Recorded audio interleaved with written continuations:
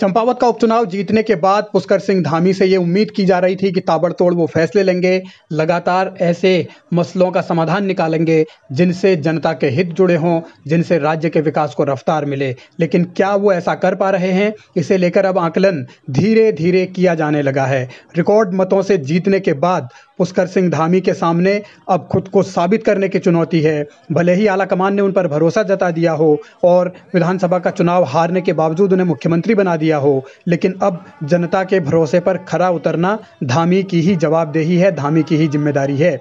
सरकार कैसे चलानी है, सरकार कैसे चल रही है, ये सब भविष्य में अपने तरीके से आकलन होगा। लेकिन अभी तो उनके सामने ये ज़रूर है कि वो कैसे अपनी सरकार को साधते हैं, कैसे अपनी टीम को साधते हैं, कैसे कार्यकर्ताओं को साधते हैं, कैसे सरकार और संगठन में तालमेल बनाते हुए कामकाज करते हैं और उत्तराखंड के हित में फैसले लेते हैं। बहरहाल अभी उपचुनाव जीतने के बाद उनकी जो पहली कैबिनेट की बैठक हुई उसमें सरकार ने बड़े बड़े दावे जरूर किए हैं, लेकिन कांग्रेस अब हमलावर हो चुकी है। देखिए, सरकार ने जो कैबिनेट के फैसले लिए हैं वो आधे अधूरे फैसले हैं। किसी में भी कोई स्पष्ट फैसला सरकार कैबिनेट ने नहीं किया है और ऐसे फैसले तो ये कई बार ले चुके हैं। आप कह रहे हैं कि साहब CBSE पैटर्न लागू करेंगे।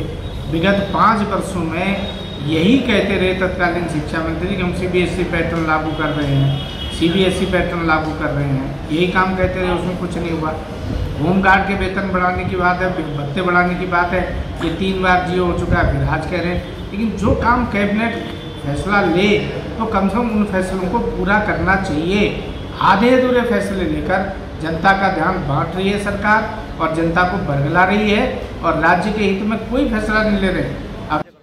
धामी के फैसलों को आधा अधूरा बताकर कांग्रेस अपने तेवर साफ कर रही है, लेकिन वैसे भी अभी धामी की सरकार आधी अधूरी ही है, क्योंकि कैबिनेट के 3 पद खाली हैं, वो कब भरे जाएंगे इसका भी कुछ पता नहीं। और धामी भी अभी फिलहाल लगता है कि काम सीख ही रहे हैं और उस तेज़ी के साथ काम हो पा रहे हैं या नहीं हो पा रहे, ये धामी को भी जवाब देना है। और अब धीरे धीरे, क्योंकि विधानसभा का सत्र भी 14 से है, तो वहाँ भी सरकार को सवालों का जवाब देना होगा।